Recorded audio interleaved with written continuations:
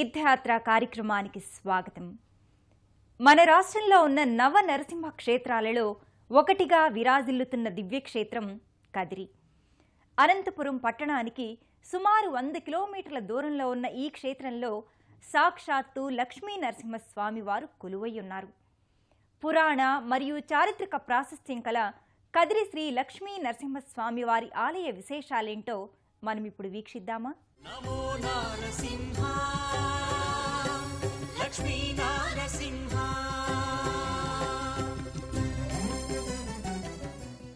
శ్రీ లక్ష్మీ నరసింహస్వామి వారి నామస్మరణతో పునీతమవుతోన్న సుప్రసిద్ధ క్షేత్రం కదిరి. నవనారసింహ క్షేత్రాలలో ప్రముఖమైనదిగా విరాజిల్లుతోన్న ఈ దివ్యక్షేత్రంలో కొలువై ఉన్న ప్రహ్లాద వరద లక్ష్మీ నరసింహస్వామి వారు భక్తుల మనోభీష్టాలు తీర్చే కలియుగ దైవంగా పూజలందుకుంటున్నాడు.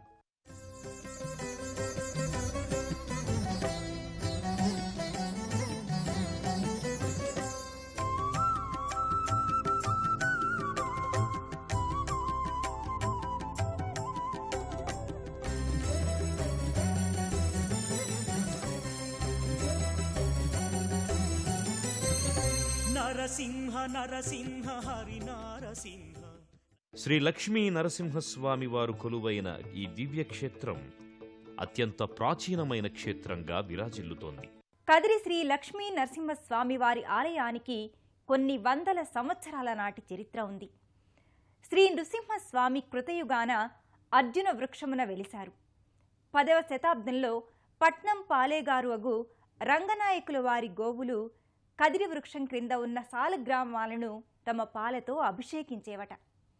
దాని ఫలితంగా రంగనాయకులకు సకలైశ్వర్యాలు సిద్ధించాయట.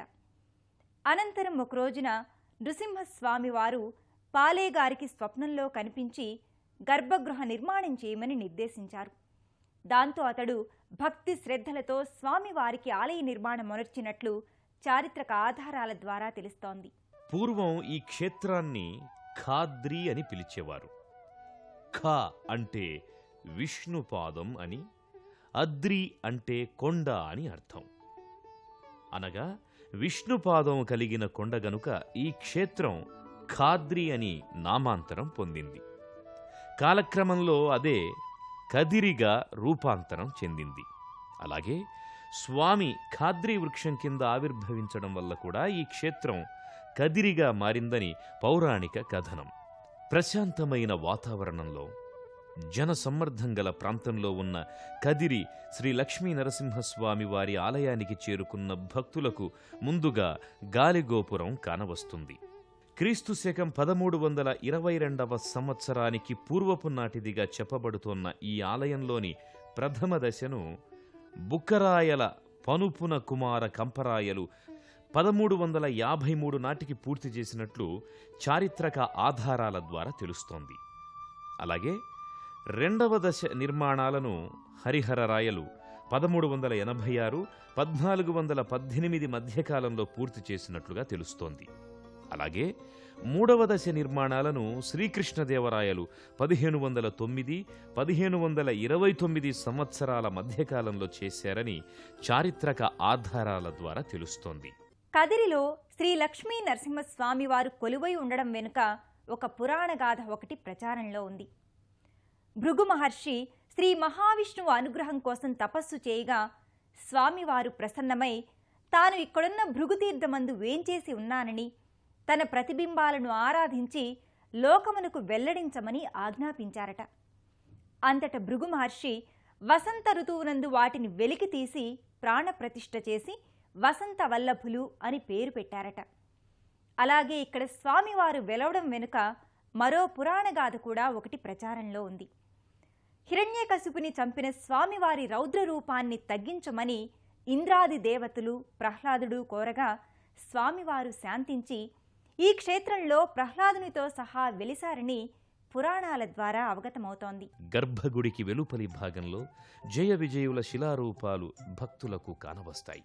వాటికి సభక్తికంగా ప్రణమిల్లి అనంతరం గర్భాలయంలోకి ప్రవేశిస్తారు భక్తులు. గర్భాలయంలో కుడివైపు భాగాన ఉన్న మందిరంలో వసంతవల్లభుల ఉత్సవమూర్తులు కానవస్తాయి. అత్యంత తేజోవంతంగా దర్శనమిచ్చే వసంతవల్లభుల ఉత్సవమూర్తుల దర్శన భాగ్యం చేతనే తమ జన్మలు తరించాయని భక్తులు విశ్వసిస్తారు. ఇక్కడ ఈ మందిరంలో ఉన్న వసంతవల్లభ ఉత్సవమూర్తుల శోభ దేశంలోని మరే ఆలయంలోనూ కానరాదని, స్వామివారి కరుణాకటాక్ష వీక్షణాలే దీనికి కారణమని భక్తులు చెబుతారు. ఉత్సవమూర్తులను దర్శించుకున్న భక్తులు అనంతరం ఓం ప్రహ్లాద వరద లక్ష్మీ నరసింహస్వామియే నమః అంటూ గర్భాలయంలోకి చేరుకుంటారు. గర్భాలయంలో ప్రహ్లాద వరద లక్ష్మీ నరసింహస్వామి వారి దివ్యమంగళ శిలారూపాన్ని దర్శించుకుని అలౌకికమైన ఆనందాన్ని పొందుతారు.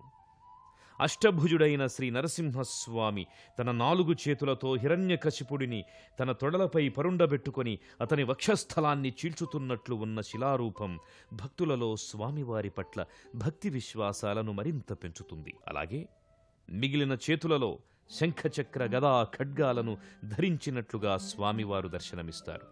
నరసింహస్వామి సమీపంలో ప్రహ్లాదుడు శిలారూపంగా భక్తులకు కానవస్తాడు. ఇక్కడ స్వామివారు ప్రహ్లాదుని సమేతంగా వెలవడం విశేషం. ఇక్కడున్న స్వామివారు స్వయంభువు.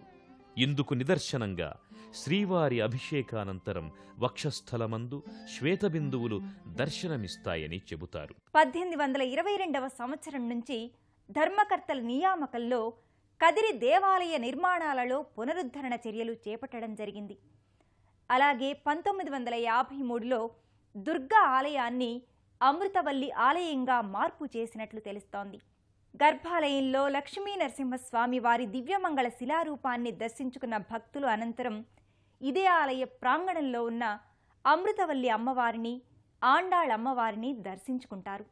గర్భాలయంలో లక్ష్మీ నరసింహస్వామి వారి దివ్యమంగళ శిలారూపాన్ని దర్శించుకున్న భక్తులు చేతులు జోడించి ఓం లక్ష్మీ నరసింహస్వామియే నమః, మమ్ములని చల్లగా కాచి కాపాడు తండ్రి, మా అభీష్టాలను నెరవేర్చు తండ్రి అంటూ భక్తి శ్రద్ధలతో ప్రణమిల్లుతారు. అనంతరం కుడివైపున ఉన్న అమృతవల్లి అమ్మవారి ఆలయానికి చేరుకుంటారు. విశాలమైన ప్రాంగణంలో ప్రశాంతమైన వాతావరణంలో ఉన్న అమృతవల్లి అమ్మవారి ఆలయమంతా లక్ష్మీ అమ్మవారి నామస్మరణతో మారుమ్రోగుతుంటుంది. ప్రధాన ద్వారాన్ని దాటి ముందుకు వెళితే గర్భాలయానికి ముందు భాగంలో చండీ ప్రచండీ అమ్మవార్ల పెద్ద శిలా విగ్రహాలు భక్తులకు దర్శనమిచ్చి వారిలోని భక్తి ప్రపత్తులను పెంచుతాయి. చండీ ప్రచండీలను దర్శించుకున్న భక్తులు ఆ తరువాత గర్భాలయంలోకి ప్రవేశిస్తారు. గర్భాలయంలో అమృతవల్లి అమ్మవారి దివ్యమంగళ శిలారూపాన్ని దర్శించుకుని అమ్మా లక్ష్మి, అమృతవల్లి, మాకు సకలైశ్వర్యాలు ప్రసాదించు తల్లి అంటూ ప్రణమిల్లుతారు. అనంతరం గర్భాలయానికి ఎడమ భాగంలో ఉన్న ఆండాళ్ అమ్మవారి ఆలయానికి చేరుకుంటారు. ప్రధానాలయ ప్రాంగణంలో కుడివైపు భాగాన కోదండరామాలయం కానవస్తుంది. సీతాలక్ష్మణ హనుమంత సహిత శ్రీరామచంద్రుల వారు కొలువై ఉన్న ఈ ఆలయంలోని ప్రాకారాలన్నీ అలనాటి రాజుల సంస్కృతి సంప్రదాయాలను స్ఫురణకు తెస్తాయి. అలాగే ఆనాటి శిల్పుల నైపుణ్యాన్ని ప్రతిబింబిస్తాయి. గర్భాలయంలో కొలువైన సీతారామచంద్ర స్వాముల వారిని దర్శించుకున్న భక్తులు అనంతరం ఇక్కడకు సమీపంలోని అశ్వత్థ వృక్షం సమీపాన గల నాగులకట్టకు చేరుకుంటారు. ప్రశాంతంగా ఆహ్లాదకరంగా ఉన్న నాగులకట్ట ప్రాంతం నిత్యం మహిళా భక్తులతో రద్దీగా ఉంటుంది. వివిధ నాగదేవతల శిలారూపాలు అనేకం ఇక్కడ భక్తులకు దర్శనమిస్తాయి. ఇక్కడ కొలువైన నాగదేవత సంతాన ప్రాప్తి కలిగిస్తుందని చెబుతారు. ఆ కారణంగానే ఇక్కడి మహిళా భక్తురాండ్రు నాగదేవత చుట్టూ ప్రదక్షిణలు చేసి తమ కోర్కెలను నివేదించుకుంటారు. నాగులకట్టను దర్శించుకున్న భక్తులు ఆ తరువాత ఇక్కడకు సమీపంలోని జమ్మి చెట్టును, రామజప స్తూపాన్ని దర్శించుకుని తరిస్తారు. అదేవిధంగా ప్రధానాలయ ప్రాంగణంలో ఎడమవైపు భాగంలో గోవిందరాజుల స్వామి వారి ఆలయం దర్శనమిస్తుంది. కదిరి క్షేత్రం గురించి బ్రహ్మాండ పురాణంలో ప్రముఖంగా ప్రస్తావించటం జరిగింది. అలాగే అమృతవల్లి అమ్మవారిని, ఆండాళ్ అమ్మవారిని దర్శించుకున్న భక్తులు అనంతరం ఇక్కడకు సమీపంలోని కదిరికొండకు చేరుకుంటారు. నేటి ఈ కదిరికొండే ఒకప్పటి స్తోత్రాద్రిగా విరాజిల్లింది. లక్ష్మీ నరసింహస్వామి వారిని దర్శించుకున్న భక్తులు అనంతరం ఇదే ఆలయానికి 3 కిలోమీటర్ల దూరంలోని కదిరికొండకు చేరుకుంటారు. దీనినొకప్పుడు స్తోత్రాద్రి అని పిలిచేవారు. దట్టమైన ఈ అటవీ ప్రాంతంలోనే హిరణ్యకశిపుణ్ణి సంహరించిన నరసింహస్వామి వారు ఉగ్రరూపాన్ని విడిచిపెట్టారని చెబుతారు. కదిరికొండకు చేరుకున్న భక్తులకు ముందుగా కదిరికొండ లక్ష్మీ నరసింహస్వామి వారి ఆలయం దర్శనమిస్తుంది. ఈ ఆలయంలో కొలువైన శ్రీ లక్ష్మీ నరసింహస్వామిని భక్తితో పూజించుకున్న భక్తులు అనంతరం ఇదే ఆలయానికి సమీపంలో దట్టమైన అడవికి చేరుకుంటారు. ఈ అడవిలో ఓ శిల మీద స్వామివారి పాదాలు దర్శనమిస్తాయి. ఖాద్రి అని ఈ క్షేత్రానికి పేరు రావడానికి కొండపై ఉన్న స్వామివారి పాదాలే కారణమని చెబుతారు. లక్ష్మీ నరసింహస్వామి వారి పాదాలను భక్తితో పూజించుకున్న భక్తులు అనంతరం ఇక్కడకు సమీపంలోని సప్త ఋషుల తపోభూమికి చేరుకుంటారు. ఓ పెద్ద రాతిశిల కింద భాగాన గల గుహలోనే సప్త ఋషులు తపస్సు చేసుకునేవారని చెబుతారు. సప్త ఋషుల తపోభూమిని దర్శించుకున్న భక్తులు ఆ తరువాత ఇక్కడకు సమీపంలో ఉన్న విఘ్నేశ్వరుడు, సత్యనారాయణ స్వామి, నవగ్రహాది దేవతల ఆలయాలకు చేరుకుని ఆయా దేవతలను భక్తితో పూజిస్తారు. వారికి భక్తి శ్రద్ధలతో ప్రణమిల్లుతారు. ప్రహ్లాదుని భక్తికి మెచ్చి కైవల్య సిద్ధిని ప్రసాదించిన కరుణామయుడు లక్ష్మీ నరసింహస్వామి. భక్త వరదుడిగా, ఆశ్రిత జన రక్షకుడిగా పూజలందుకుంటున్న ఆ లక్ష్మీ నరసింహస్వామి వారి కరుణా కటాక్ష వీక్షణాలు అందరి మీద ఉండాలని కోరుకుంటూ మరో తీర్థయాత్రలో మళ్ళీ కలుసుకుందాం.